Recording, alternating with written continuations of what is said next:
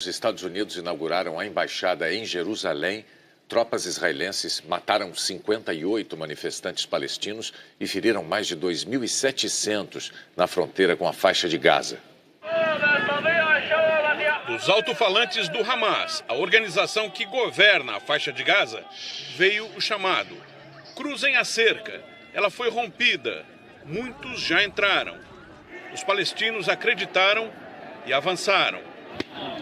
A resposta foi imediata. As forças israelenses responderam com gás lacrimogênio, mas também com tiros de fuzis. Esse paramédico voluntário classificou as ações israelenses contra os palestinos de brutais.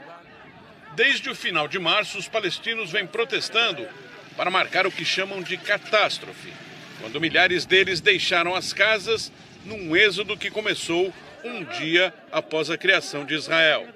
Hoje, o protesto ficou ainda mais intenso por causa da inauguração da nova embaixada americana em Jerusalém. Os Estados Unidos são o primeiro país a mudar a embaixada para Jerusalém. Paraguai e Guatemala também falaram que vão fazer a transferência. Mas todos os outros países que têm relações diplomáticas com Israel esperam um possível acordo de paz entre israelenses e palestinos para tomar qualquer decisão. Na cerimônia de inauguração, o primeiro-ministro Benjamin Netanyahu não se mostrou disposto a compartilhar a cidade com os palestinos. Jerusalém, ele disse, vai ser para sempre a capital do povo e do Estado judeu. Donald Trump enviou o secretário do Tesouro, Steven Mnuchin, a filha Ivanka e o genro, Jared Kushner, para a cerimônia. Ele mesmo ficou na Casa Branca e apareceu à distância, numa mensagem de vídeo. Por muitos anos, falhamos em reconhecer o óbvio, e a realidade é que Jerusalém é a capital de Israel. O presidente americano disse que espera paz para a região e que continua comprometido a intermediar um acordo. Trump afirmou que estende a mão para Israel, para os palestinos e para todos os países da região. Sobre a violência em Gaza, a Casa Branca atribuiu a culpa ao Hamas. A França e a Alemanha condenaram a violência de Israel contra os manifestantes. O Conselho de Segurança da ONU marcou para amanhã uma reunião de emergência para discutir a situação. O primeiro-ministro turco disse que os americanos são parceiros de Israel em crimes contra a humanidade. É inaceitável que os Estados Unidos, que se dizem mediadores da paz na região e no mundo, participem desse massacre.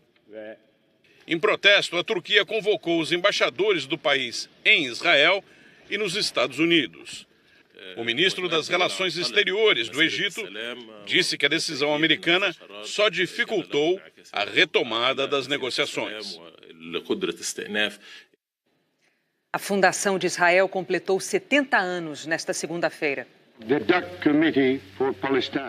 Foi o diplomata brasileiro Oswaldo Aranha quem presidiu a sessão em 1947. E a ONU aprovou naquele dia uma resolução sobre as terras do Oriente Médio que estavam sob o comando dos ingleses. Era a partilha da Palestina. Iam ser criados um Estado judeu e um outro árabe. E as cidades sagradas de Jerusalém e Belém não pertenceriam a ninguém. Seriam áreas internacionais. As lideranças judaicas aceitaram a proposta. E no dia 14 de maio de 1948, há exatos 70 anos, David Ben-Gurion proclamou a fundação do Estado de Israel. Mas os árabes não aceitaram. E logo no dia seguinte, Iraque, Líbano, Egito e Síria invadiram o recém-criado país. Esse conflito durou 2 anos, causou 20 mil mortes e uma migração em massa. Mais de 700 mil palestinos deixaram as casas. O dia em que essa guerra começou é conhecido pelos palestinos até hoje como Nakba, ou o Dia da Catástrofe. Israel ampliou seu território.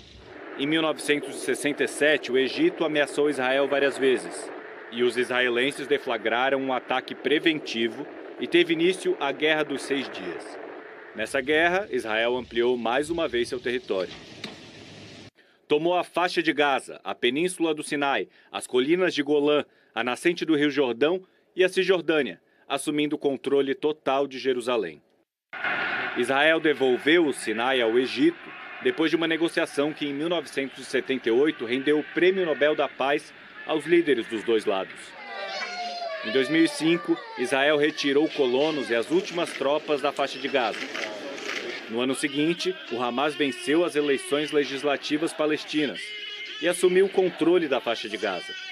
Israel então impôs um bloqueio ao território, restringindo a entrada de suprimentos.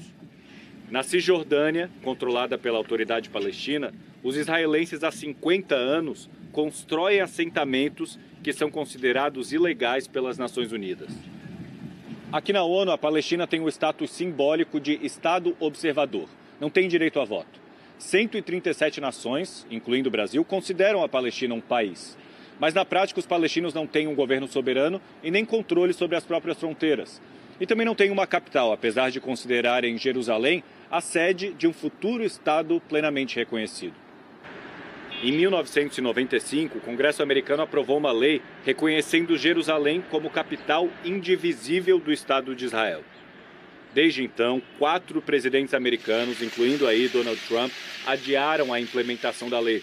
Jerusalem as the capital.